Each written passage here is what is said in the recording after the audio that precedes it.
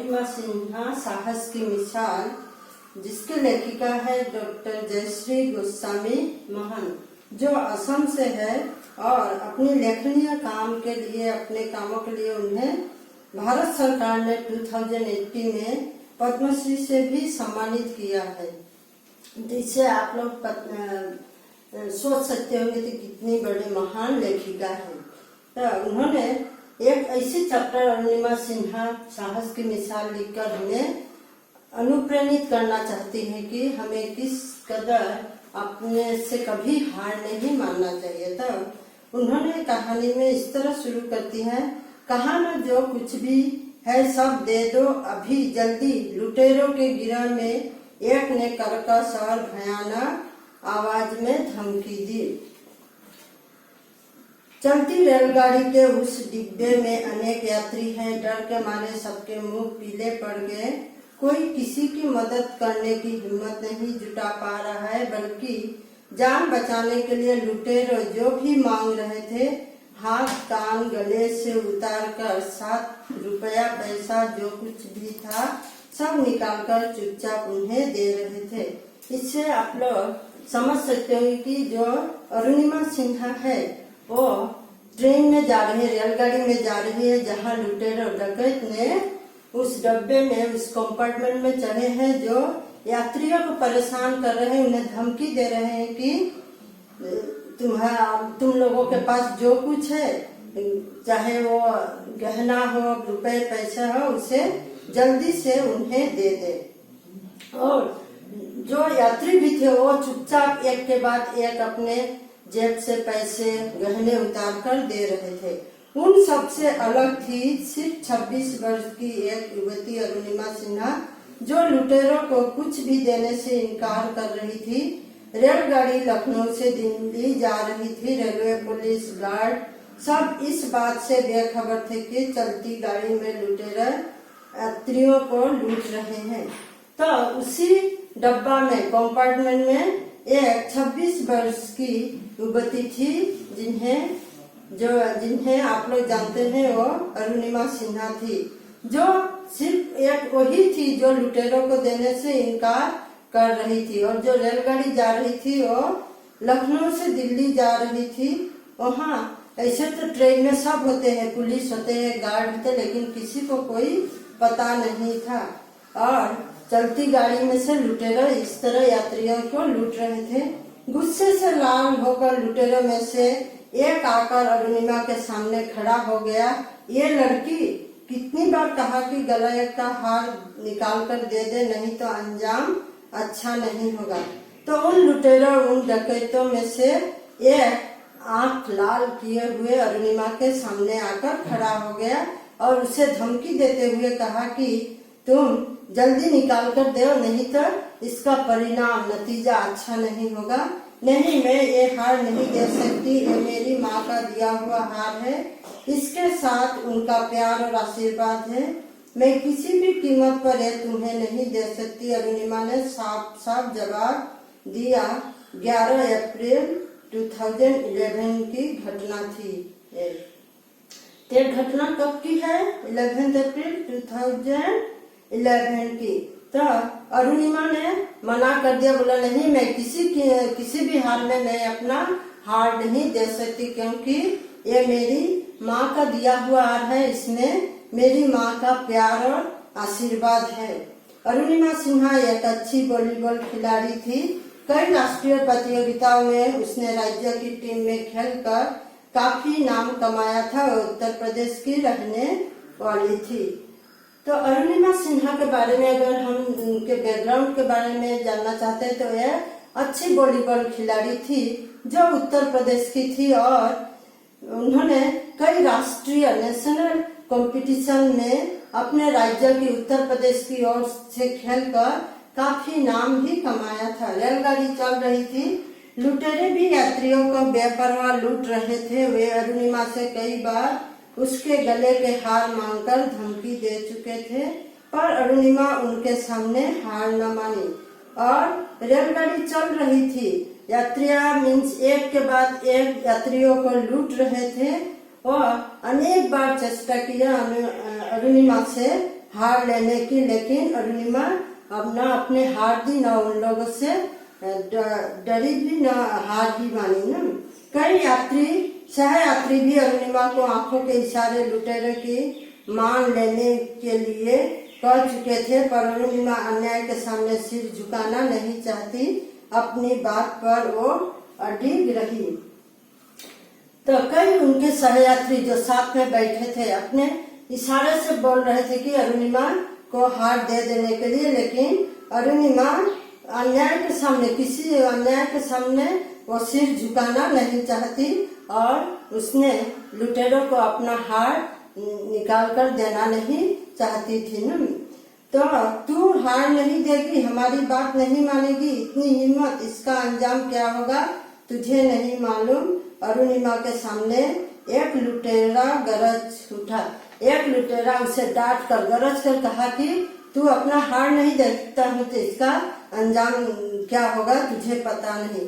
पलक झपकने ना पाई कि दो लुटेरों ने आकर अरुणिमा को उठा लिया और कोई कुछ समझ पाए इससे पहले वो उसे खुले दरवाजे से रेलगाड़ी से बाहर अंधेरे में फेंक दिया। उसी समय पास की पटरी से भी एक रेलगाड़ी गुजर रही थी। अरुणिमा का शरीर उस रेलगाड़ी से टकराया और नीचे गिर गया। दर्द के मारे अरुणिमा चीखती चिल्लाती रही, परंतु रेलगाड़ी के इंजन और पहिए की आवाज से उसकी आवाज दब गई। तो लोगों के पलक झपकना मतलब हम जब आंखें बंद करते हैं, उसी बीच दो लुटेरे ने उसे उठाकर और बाहर फेंक देते हैं, दरवाजे से अंधेरे में फेंक देते हैं। किसी ने जैसे देखा भी नहीं। और उसी समय जब उन लोगों ने फेंका, पास की पटरी से भी, जैसे पटरी होते हैं एक ट्रेन जाने की, तो उसके पटरी से और एक ट्रेन जा रही थी, रेलगाड़ी गुजर जा रही थी। अरुणिमा का शरीर उस रेलगाड़ी से जाकर टकराता है और वो नीचे गिर जाती है। दर्द के मारे वो चीखती चिल्लाती है, लेकिन रेलगाड़ी की आवाज, इंजन के किसी को उसकी आवाज किसी के कानों तक नहीं पहुंच पाई। लगभग 7 घंटे वो रेल की पटरियों के पास पड़ी रही और उस दौरान उसके पास 39 रेलगाड़ियां गुजर गई। रात के अंधेरे में किसी ने उसे नहीं देखा। किसी ने देखा भी हो तो कुछ करने की हिम्मत जुटा नहीं पाया। तो उसे गिरने के बाद 7 घंटे बीत गए और लगभग 39 मतलब 39 रेलगाड़ी गुजर गई। और रात के अंधेरे में शायद किसी ने देखा, अगर देखा भी होगा तो किसी में ये हिम्मत नहीं हुआ कि वो जाकर उसे उठाए। सवेरे बहुत लोगों ने देखा कि लखनऊ दिल्ली रेल मार्ग के पटरियों के पास एक युवती लहूलुहान होकर पड़ी है। पहले बरेली के अस्पताल में और उसके बाद नई दिल्ली के अखिल भारतीय आयुर्विज्ञान संस्थान में अरुणिमा का इलाज करवाया गया।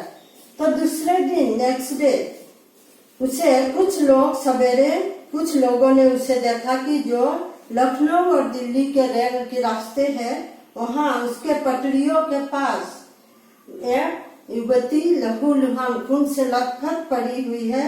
तो लोगों ने उन्हें उठाकर पहले बरेली के अस्पताल में ले गए और बाद में उन्हें नई दिल्ली के अखिल भारतीय मतलब एम्स में उन्हें भेजा गया, जहां अरुणिमा का इलाज करवाया गया। इस घटना के बाद अरुणिमा के बारे में लोग तरह तरह की बातें कर रहे थे। कुछ लोग कहते थे अरुणिमा बिना टिकट भ्रमण कर रही थी और जब टीटी ने उससे टिकट मांगा तो वो रेलगाड़ी से कूद पड़ी थी। कोई कहता था अरुणिमा आत्महत्या करने के लिए चलती गाड़ी से कूद पड़ी थी। धीरे धीरे ये सब बातें अरुणिमा के कानों में भी पड़ी थी और उसे बहुत दुख हुआ था, परंतु अरुणिमा ने सबको एक चुनौती मानकर एक नई जिंदगी जीने के लिए मन ही मन संकल्प कर लिया था। तो इस घटना के बाद लोगों में तो होता है किसी के निंदा शिकायत करना, ये लोगों की स्वाभाविक आदत है। तो कुछ लोग अरुणिमा के बारे में उल्टे पुल्टे बातें कर रहे थे। कोई कहता था कि वो बिना टिकट के भ्रमण कर रही थी। तो कोई कहता जब टीटी ने जब टिकट मांगा तो वो रेलगाड़ी से कूद पड़ी। तो कोई कहता युवती थी, कोई चक्कर में पड़कर वो आत्महत्या मतलब सुसाइड करना चाहती थी। धीरे धीरे ये सब बातें जब अरुणिमा को इन सब बातों का पता चला तो वो इसके बारे में उसे बहुत दुख हुआ और उसने मन ही मन इन सब बातों के लिए एक संकल्प कर लिया कि उसने घटना के बाद अरुणिमा का अपना बायां पैर हमेशा के लिए खोना पड़ा और उस पैर की जगह एक कृत्रिम पैर लगा दिया गया और दाहिने पैर में लोहे की चिक डालकर उसे चलने फिरने लायक बना दिया गया। तो इस घटना में अरुणिमा को बायां पैर हमेशा, बायां मतलब लेफ्ट लेग जो है हमेशा के लिए खोदना पड़ा और दूसरे पैर की जगह और उस पैर की जगह बायां पैर की जगह एक आर्टिफिशियल कृत्रिम पैर लगा दिया गया और दाहिने पैर में भी चोट लगी थी जिसमें लोहे की चीख डालकर उसे किसी तरह चलने के लिए लायक बना दिया गया। तो अरुणिमा को अस्पताल में, कौन से अस्पताल में थी वह? भारतीय एम्स में। वहाँ बिस्तर पर पड़ी पड़ी अरुणिमा हिमालय के शिखरों पर चढ़ने का सपना देखने लगी। उसके मन में एवरेस्ट विजय की इच्छा इस प्रकार बलवती हो गई कि अपने पैरों का दर्द और विकलांग दशा को भी भूल गई।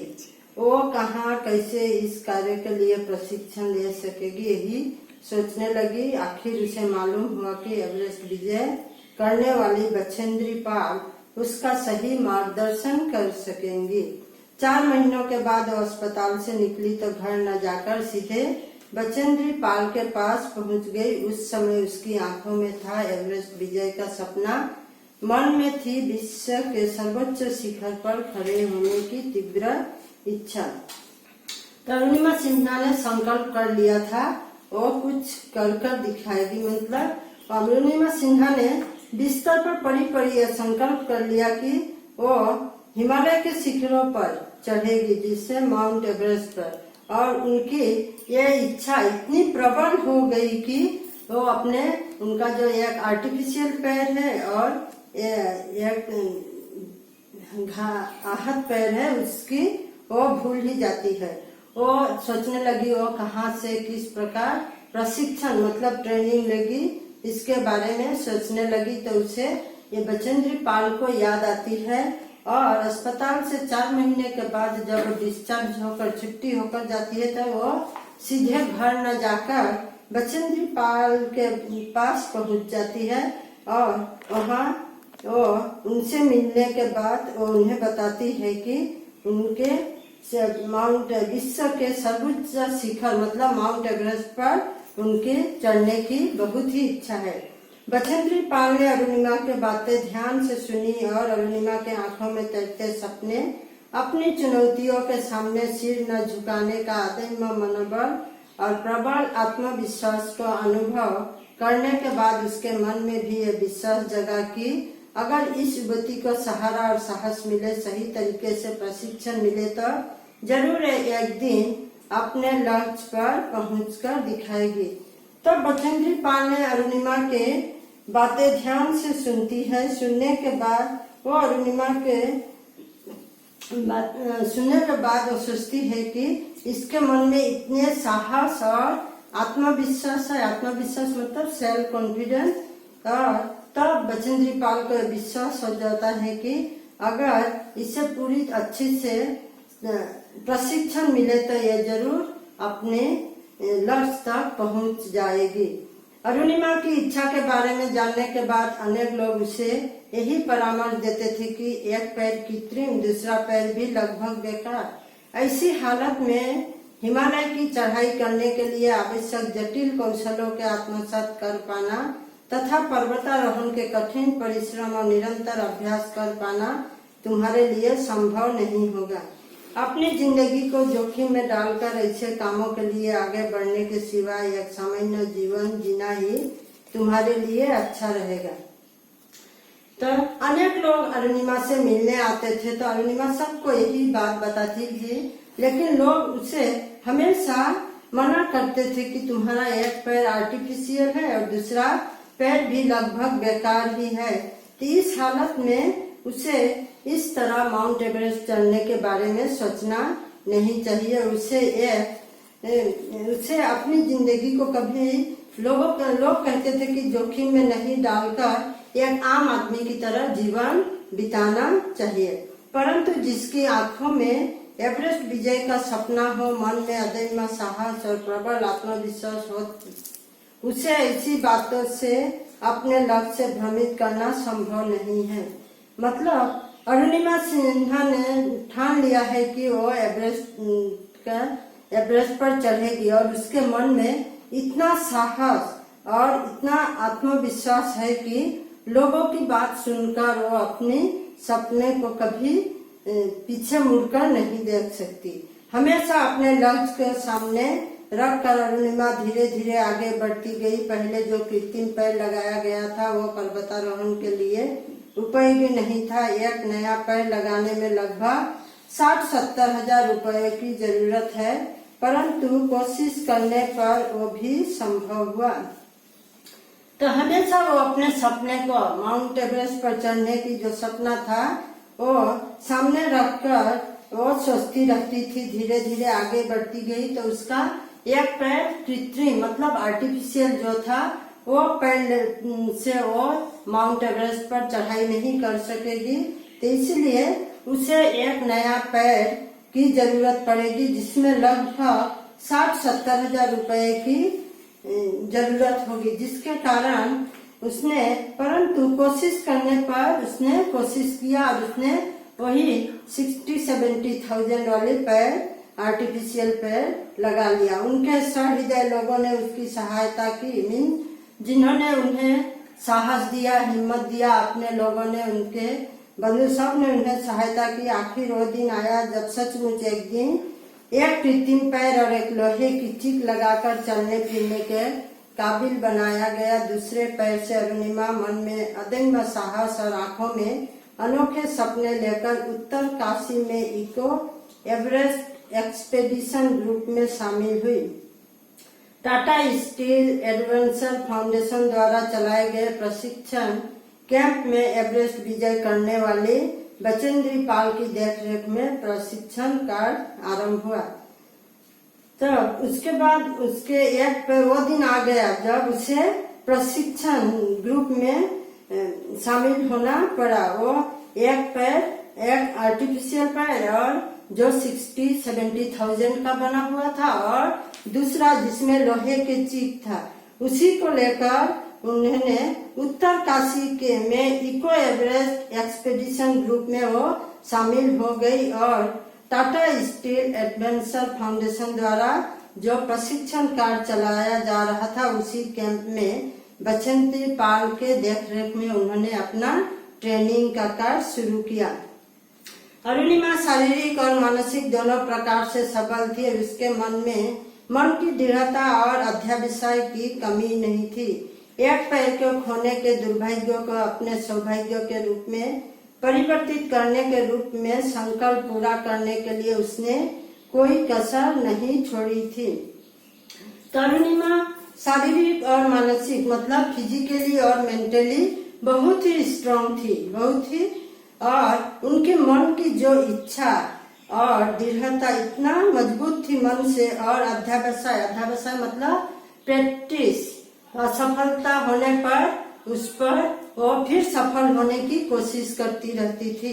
एक पैर के खोने के दुर्भाग्य को उसने सौभाग्य मतलब लोग एक पैर खो जाते हैं तो वो तन मन दोनों से वो हो जाते हैं कि मैं अपना जीवन में कुछ ही नहीं कर सकता। लेकिन अरुणिमा ने अपने दुर्भाग्य को सौभाग्य के रूप में बदले में उन्होंने कोई कसर नहीं छोड़ी और एक वर्ष अपने अद्भुत उत्साह, उद्यम एवं पूर्ण समर्पण भावना से पर्वतारोहण प्रक्रिया के अभ्यास में आत्मनियोजित किया था। तो उन्होंने 1 साल की पूरा ट्रेनिंग लिया, प्रशिक्षण लिया, जिसमें उसने अपने अद्भुत साहस दिखाई, परिश्रम दिखाई, कोशिश किया। और उसमें कभी कभी ऐसा भी होता था कि एक साधारण व्यक्ति जो 2 मिनट में सीख सकता है, उसे सीखने तथा अभ्यास करने में अरुणिमा को 3 घंटे की जरूरत होती थी, फिर भी वो कभी न निराश होती थी।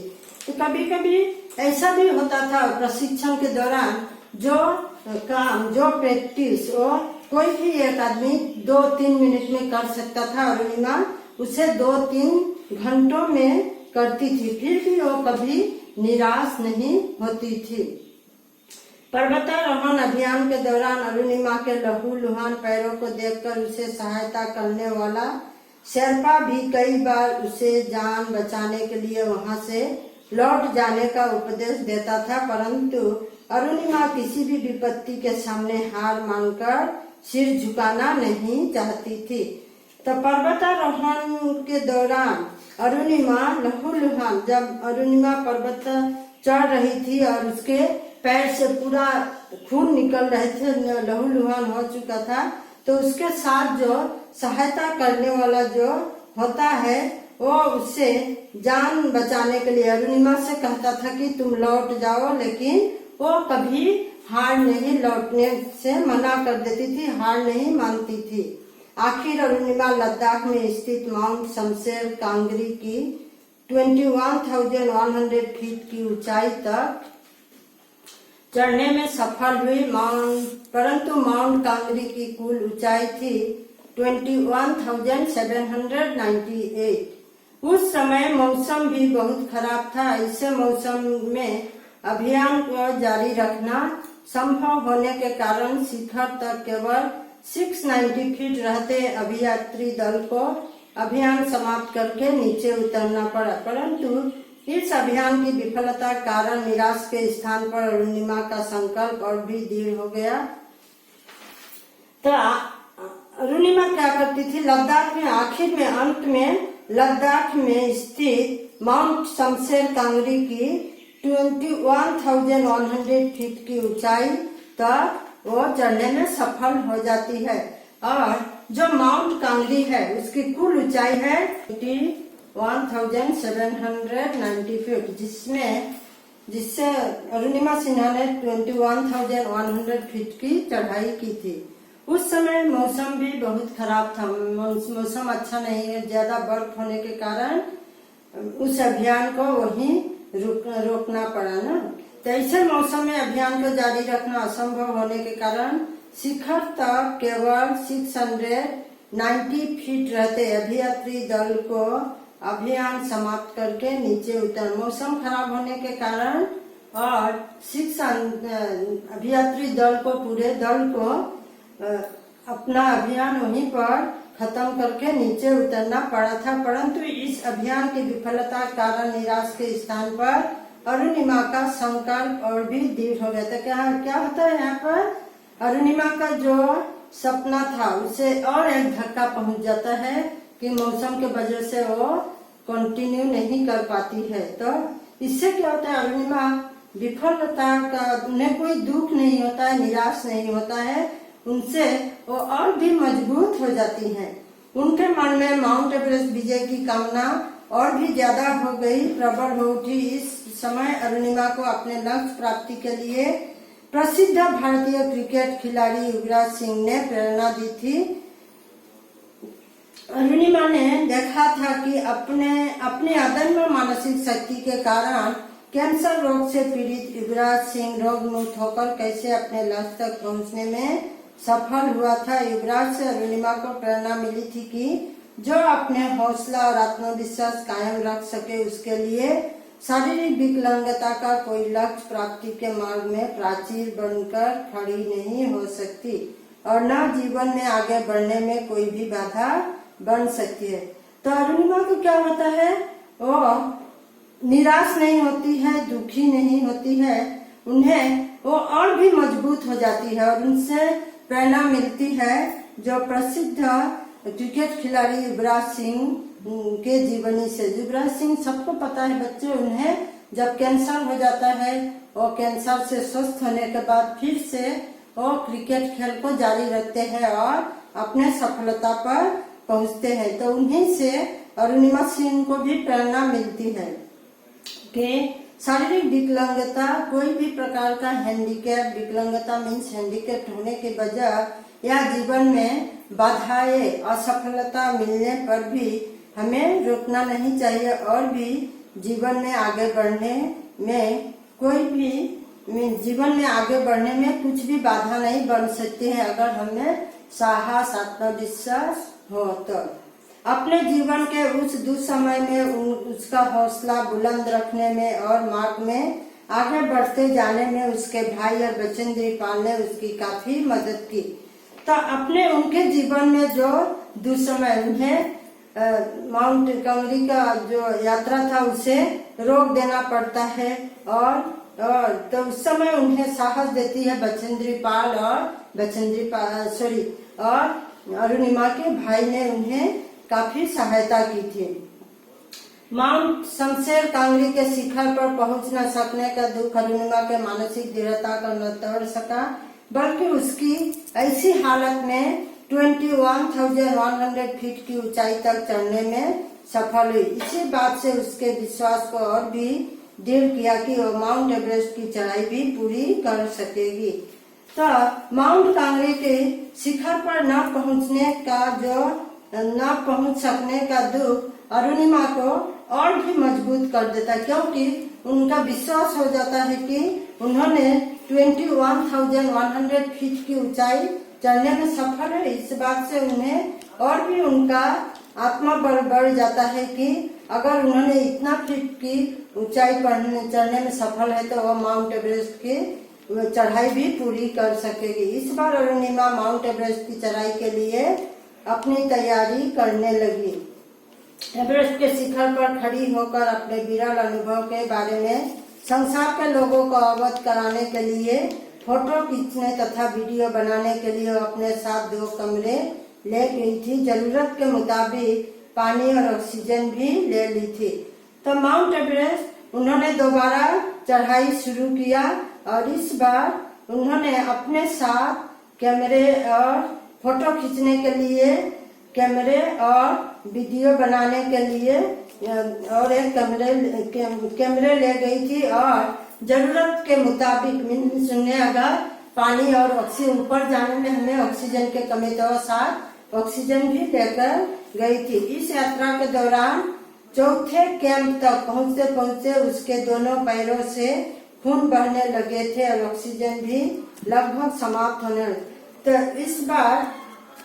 इस बार चढ़ाई के दौरान जब उन्होंने 4थे कैंप तक पहुंची तो उनके दोनों पैरों से खून बहने लगे थे और ऑक्सीजन भी लगभग समाप्त ही खत्म ही होने वाले थे। साथी शेरपा अरुणिमा से बार-बार उनका जो साथी था शेरपा वो बार-बार अरुणिमा को कह रहा था कि किसी भी वक्त ऑक्सीजन खत्म हो सकती है और तब मरने के सिवाय और कुछ भी नहीं होगा, परंतु अरुणिमा उसे कहती थी यहाँ तक आकर लौट जाने का सवाल ही नहीं उठता, जो होगा देखा जाएगा।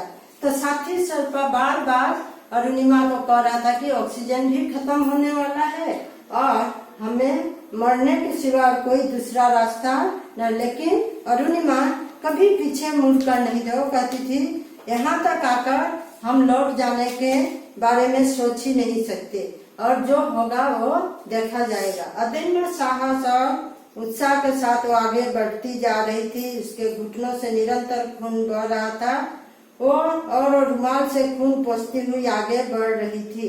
मार्ग में उसे अनेक पर्वतारोहियों के लाशें इधर उधर पड़ी हुई दिखाई पड़ी थी, परंतु कोई भी बाधा उसे रोक न पाई। अंत में उसके अथक परिश्रम, अदम्य मनोबल और अध्यवसाय का सुफल प्राप्त हुआ। काठमांडू से यात्रा आरंभ करने के 52 दिनों के बाद उसने रात के 8 बजे 8,848 मीटर की ऊंचाई पर स्थित माउंट एवरेस्ट के शिखर पर आरोहण किया।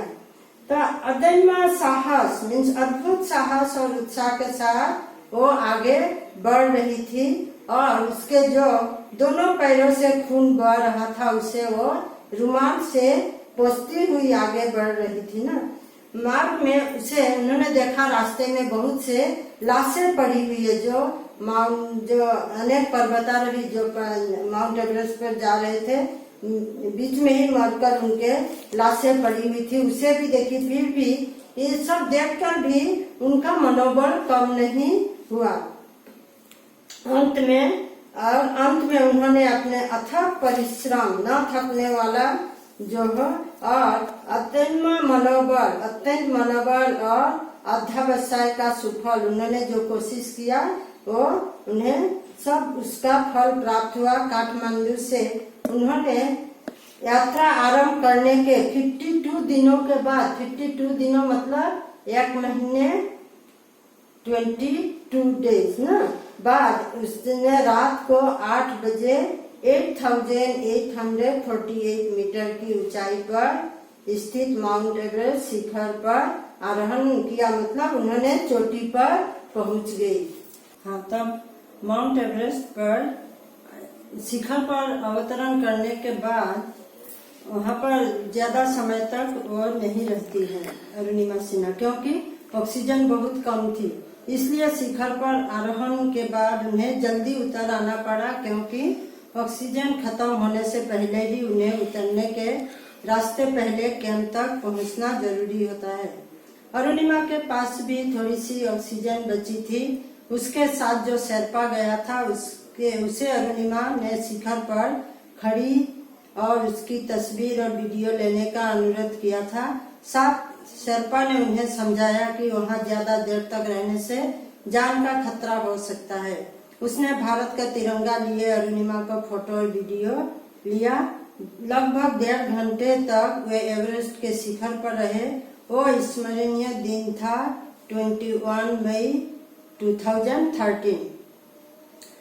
तो वहाँ पर माउंट एवरेस्ट पर उन लोगों ने लगभग 1.5 घंटा रहे। वहाँ शेरपा सिंह ने उनका फोटो लिया, वीडियो लिया, जो उनके हाथ में तिरंगा था।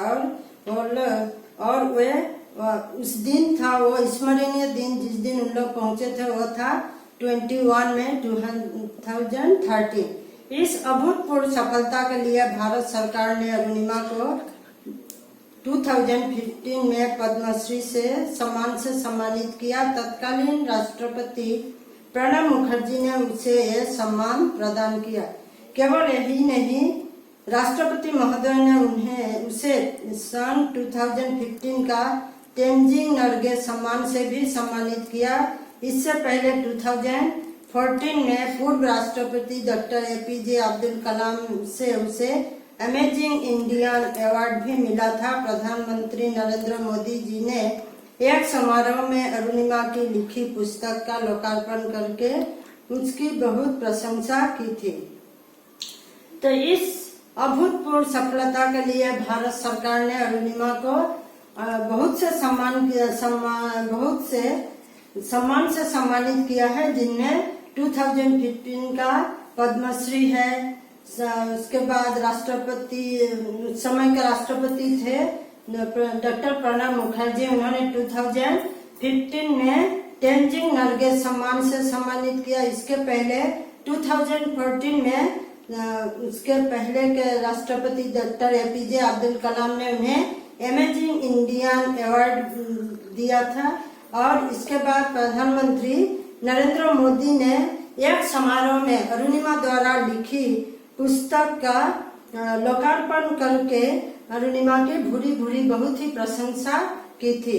इस प्रकार अनेक व्यक्ति अपनी प्रतिभा के कारण विभिन्न परिवेश में राष्ट्रीय पटल पर सितारों के समान चमकते हुए सहस्रों जनों के लिए आशा और प्रेरणा के स्रोत बन जाते हैं। ऐसे अनुकरणीय व्यक्तित्व अपने अभूतपूर्व कार्यों से सबके समक्ष उदाहरण प्रस्तुत कर अनेक दुखी लोगों को आनंद प्रदान करते हैं, उन्हें निराश तथा हताशा से मुक्ति दिलाते हैं, नए उद्यम के साथ जीवन में आगे बढ़ते हुए अपने लक्ष्य तक पहुंचने के लिए साहस और दृढ़ता प्रदान करते हैं। तो इस प्रकार क्या होता है, अनेक व्यक्ति अपने उनके प्रतिभा टैलेंट के कारण विभिन्न परिवेश में विभिन्न स्तर पर राष्ट्रीय पटल पर सितारों के समान, जो तारों के समान चमकते हुए सहस्र लोगों के लिए आशा और प्रेरणा के स्रोत बन जाते हैं। जिसे अरुणिमा सिन्हा लोगों के लिए एक प्रेरणा के स्रोत बन जाती हैं।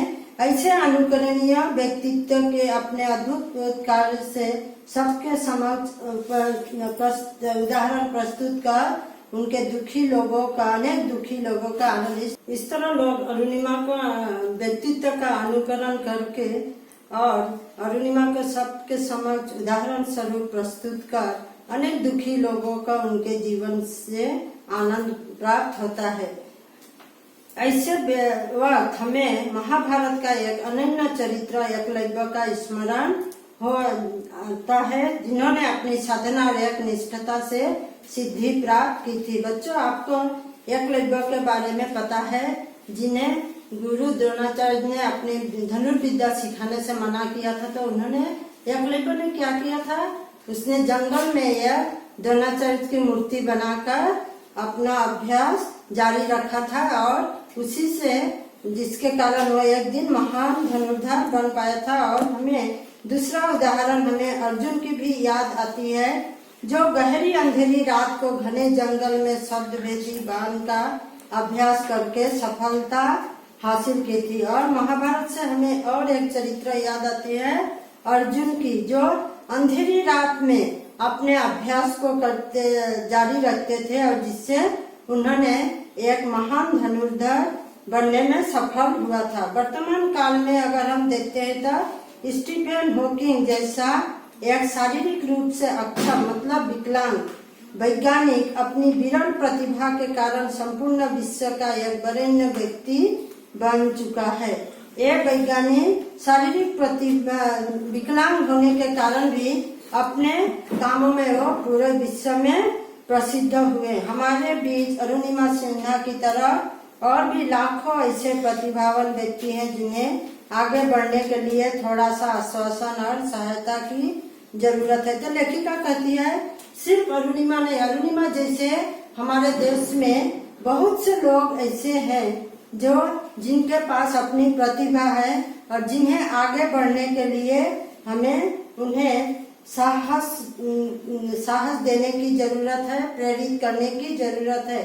अरुणिमा कहती है कि अरुणिमा सिर्फ एक ही मैं नहीं हूँ, मेरी तरह और हजारों अरुणिमाएं हैं, जिन्हें जीवन में आगे बढ़ने के लिए, अपने लक्ष्य तक पहुँचने के लिए अगर आप लोग उत्साहित और प्रेरित करें तो सच्चे अर्थों में वो देश सेवा का एक अच्छा उदाहरण होगा।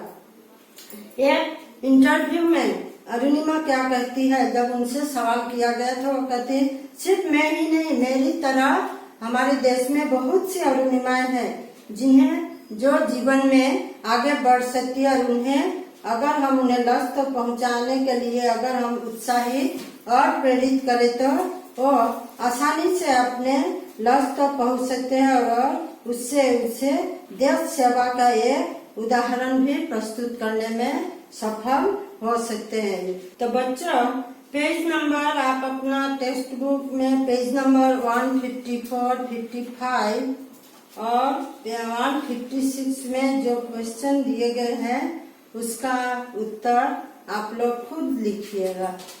धन्यवाद।